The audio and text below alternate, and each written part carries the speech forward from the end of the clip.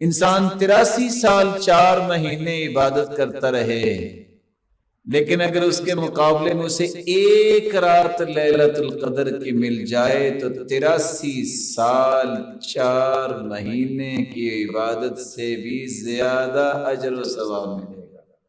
یہ لیلۃ القدر کے امتیاز ہے نا، ہر رات میں تو ایسا نہیں ہوتا۔ رسول اکرم صلی اللہ علیہ وآلہ وسلم نے ایک اور بات بھی کہہ دی ہے، اور وہ بات پیش کرنے سے پہلے میں آپ سے ایک سوال کر لیتا ہوں۔ کچھ آتا ہے کہ لیلۃ القدر جتنا اسے ثواب مل جائے؟